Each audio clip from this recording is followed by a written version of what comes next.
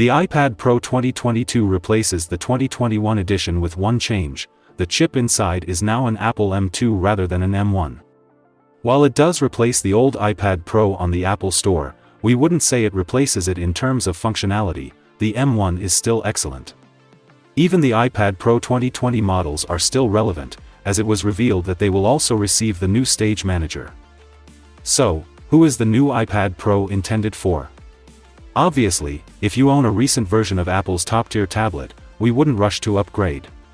However, if you want to upgrade from a less powerful iPad or get your first Apple tablet and want the best, the iPad Pro is here for you, packing heat in the form of the latest and greatest M2 chip. Yes, this beast can be configured with up to 2 TB of storage, but the price jumps significantly, more than $1,000, from the base 128 GB model. Obviously, this is an option for those who use their iPad for everything from gaming to photo and video editing. You can now connect an external hard drive to your iPad Pro thanks to the USB Type-C Thunderbolt port. However, because of how iPadOS handles files, we wouldn't call this an expandable storage option. An external drive can absolutely be used to archive and access files.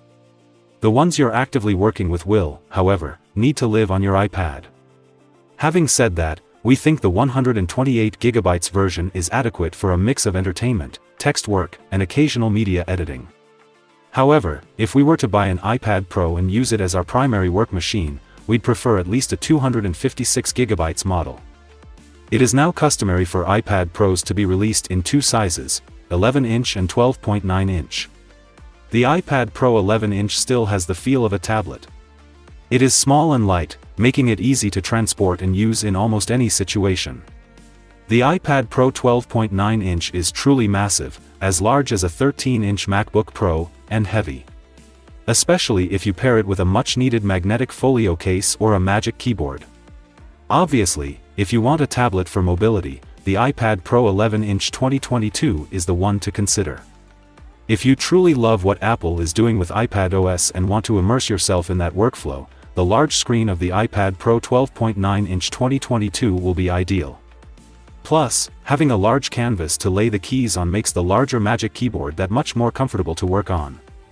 Unlike the new base iPad, Apple made no changes to the design of the iPad Pro. If something isn't broken, why fix it? This isn't necessarily a bad thing. On the front, we get a familiar slab of premium-feeling recycled aluminum and glass. There's a noticeable bezel all around the screen, allowing us to twirl and manipulate the iPad without fear of ghost touches. Furthermore, there is enough space in the bezel for the Face ID sensors, so the tablet does not have a notch. The power and volume buttons are still in the upper right corner when held vertically, and the camera module remains unchanged. Again, we have a quad-speaker setup with 2 drivers on each side, which is capable of producing quite impressive sound from the thin slab. Except for the Apple logo and the 3 little dots of the smart connector, the back is mostly clear. Of course, there are magnets on the inside, which opens up the iPad ecosystem to a wide range of magnetic cases. The Magic Keyboard operates on this principle: simply place the iPad Pro on top of it and you're ready to go. Folio cases with protective flaps that simply stick to the iPad are also available, both from Apple and from third-party vendors. It is not only a thin slate, measuring 0.58 centimeters, but also a light one, weighing 466 grams for the Wi-Fi model and 470 grams for the cellular model. Unfortunately, Apple continues to give its Pro-branded devices dull colors. There are no vibrant colors like the iPad Air and iPad 10th generation. The iPad Pro 2022 is only available in space gray and silver. The LED display on the 2022 iPad Pro measures 11 inches and has a resolution of 2388 by 1668 pixels with 264 pixels per inch. It has ProMotion, which is Apple's term for 120 Hz refresh rate, which provides smooth animations when scrolling around the software. Unfortunately, ProMotion is still limited to the iPad Pro, so models such as the Air, base iPad, and Mini do not have it. Back to the iPad Pro 11-inch, it still doesn't get Mini LED. Apple has decided to keep the Liquid Retina XDR exclusive to the larger 12.9-inch iPad Pro. Mini LED is essentially a compromise between OLED and LCD, the screen's backlight is made up of 10,000 small LEDs separated into 2,500 zones. It enables the 12.9-inch iPad Pro to achieve excellent contrast and increased maximum brightness at 1000 nits. The iPad Pro 11 inches LCD panel has a maximum brightness of 600 nits. However, it is still a good screen. It has a P3 wide color gamut, so image and video editors should be pleased with its performance. True Tone is also a feature for more casual users who don't need accurate colors. It aims to make the display match the color temperature of the user's surroundings. Typically, this means it becomes warmer and easier on the eyes, at the expense of color accuracy. The screen's anti-reflective coating is also excellent at reducing annoying glare.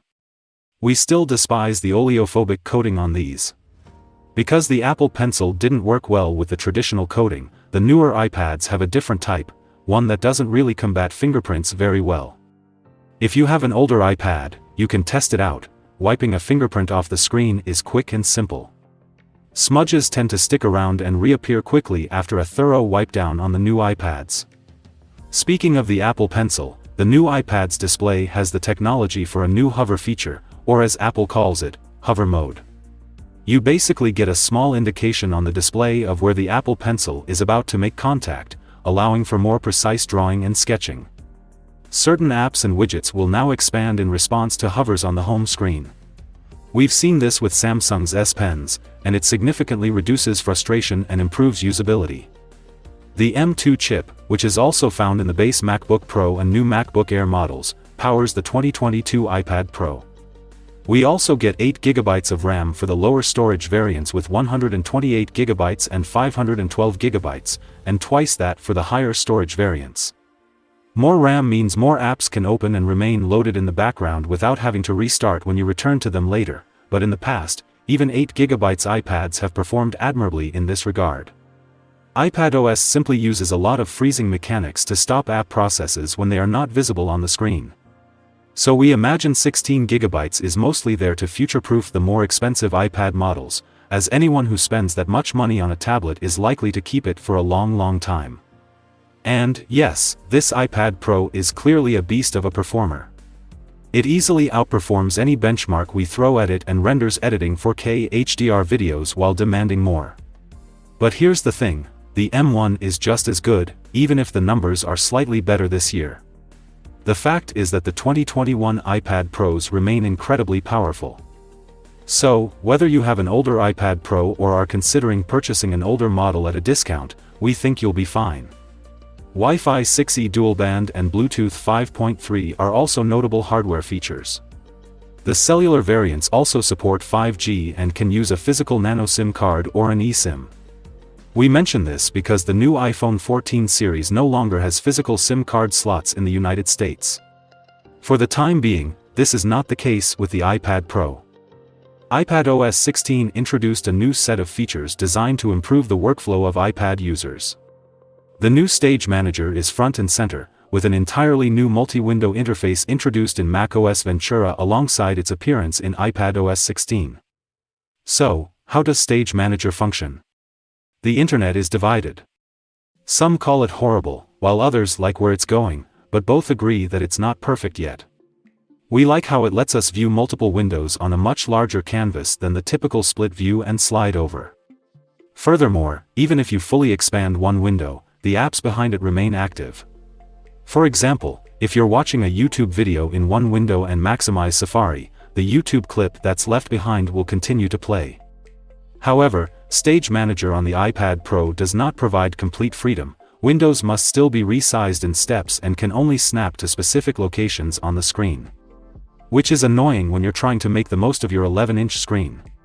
However, we assume that optimizing apps for all possible window sizes and ratios is already a nightmare. Connecting the iPad Pro to an external monitor and activating Stage Manager, on the other hand, provides a full desktop experience on that secondary screen. The app windows are still a little sticky, and you can only have up to 4 open at once. A large 16:9 screen, on the other hand, gives you more breathing room and a desktop feel. You also get a very macOS-like dock at the bottom. It does open up a lot of possibilities for the digital nomad. Pair it with a magic keyboard and you can truly take your work with you. This is true for many professionals, thanks to powerful apps like LumaFusion, Cubasys, Lightroom, and so on. However, whether the iPad Pro is a good fit for your workflow is a case-by-case basis. Even when Stage Manager is displayed on an external screen, it retains the slightly sluggish mobile feel and the limitations of a less-than-ideal file system and app workflow.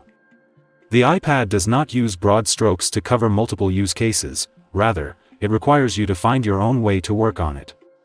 And, for the most part, it still feels like a secondary assistant device rather than a primary computer. If you really want to, you can adapt. We've done it before while testing older iPad Pros, and our resident tablet fans try to ditch their laptops in favor of working entirely on an iPad. It's even more convenient now, but it's not perfect. It's also worth noting that a docked iPad Pro works better with a touchpad than a mouse. This is due to how awkward the mouse wheel feels. For one thing, it's flipped, you have to scroll up on the mouse wheel to scroll down. Second, the scrolling speed is excruciatingly slow. Because of the super slow, imprecise scrolling, checking through this review on the iPad Pro with an external monitor was an awkward process. We believe that a Magic Mouse will perform much better in this situation, while any third-party solution with a scroll wheel will be inconvenient. The iPad Pro, unlike the iPad Air and base iPad, has 4 speakers, 2 on each side of the device, delivering a wide true stereo effect. The sound is meaty and detailed as usual, and it gets relatively loud without distortion. Whether you're editing videos, watching movies, or gaming, the sound quality will be excellent. There is no headphone jack, as we all know, but at least we have USB Type-C, some hubs have a headphone out, and we can even connect audio interfaces or external sound cards to the iPad Pro. The iPad Pro has 2 cameras on the back, one wide and one ultra-wide, 12 megapixel and 10 megapixel respectively, with a field of view of up to 125 degrees and 2x optical zoom. A brighter True Tone flash and a LiDAR sensor are located next to the cameras. The 2022 iPad Pro can record videos in 4K resolution at 60 frames per second, but only with the wide camera. The ultra-wide is limited to 1080p at 60 frames per second.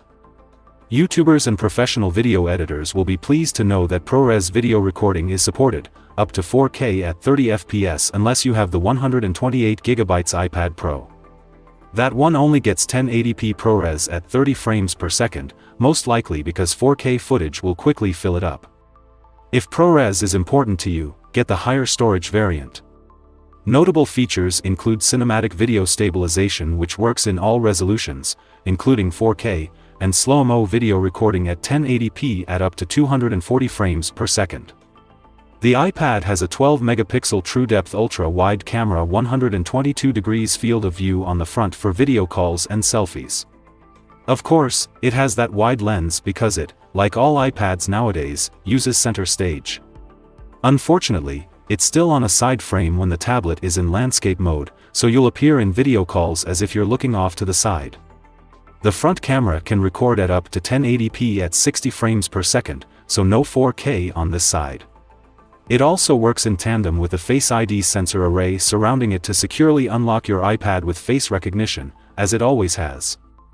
It's also worth noting that the 2022 iPad Pro comes with first-party accessories sold separately that can truly transform it into anyone's Pro laptop replacement. The $129 Apple Pencil 2 stylus, which many artists swear by and, in our experience, is truly invaluable if you do a lot of image editing and drawing, is arguably the most popular iPad Pro accessory that works with this model. Another popular iPad Pro accessory to consider if you can afford the $299 price tag, is the Magic Keyboard for iPad Pro 11-inch, as requested by Apple. Although it adds some weight to your iPad by design, it is very thin, has adjustable angles, an extra USB Type-C port, and, most importantly, a nice, big, premium-feeling keyboard with a trackpad. The keys are also backlit. And because the iPad Pro magnetically snaps to this keyboard, it's super simple to attach and detach when needed, and it doesn't require charging because it uses the iPad Pro's battery. Apple promises that the 28.65 watt-hour battery in this iPad will last a full day before needing to be recharged. More specifically, up to 10 hours of web browsing or video watching. And we know from experience that this is true, if not a little exaggerated.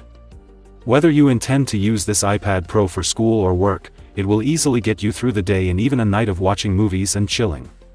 When it comes to charging, the 2022 iPad Pro features a Thunderbolt USB Type-C 4 port on the bottom. In addition, unlike modern iPhones, Apple includes a charging cable and a 20-watt USB-C power adapter with your new 2022 iPad Pro. The older iPad Pro will undoubtedly be the most direct competitor to the new iPad Pros. In reality, it's difficult to recommend paying full price for the M2 iPad Pros when we know that the 2021 M1 equipped iPad Pros will now begin to receive discounts. The iPad Air, which forgoes the 120Hz screen and quad speakers but retains a nice build, supports the Magic Keyboard and Apple Pencil 2, and retains an M1. When making a purchase decision, you will take these two into serious consideration. On the Android side, however, we have Samsung's latest tablets. The Galaxy Tab S8 Ultra is massive and not for everyone. However, the Galaxy S8 Plus might be right up your alley. With these latest slates, Samsung also focused on making them work tools, and they even managed to persuade LumaFusion developers to finally port their excellent video editing app to Android. Furthermore, Samsung's tablets include the excellent S Pen, whereas the Apple Pencil is always a separate $130 purchase. To summarize, it's good. It's a high-end iPad Pro. These have been consistently good for the past 7 years. Aside from hover cursor with the pencil, the newest model doesn't really add anything new to the hardware side. It simply ensures that the hardware is up to date and still ahead of the curve. iPadOS 16 does bring some much appreciated quality of life enhancements, but the majority of them will also be available on other iPads. So, if you're looking for a new top-tier tablet, you can buy the iPad Pro 2022 with confidence. It'll work great and last a long time. If you're thinking about upgrading from a 2-year-old machine, we believe you'll be fine for at least another generation.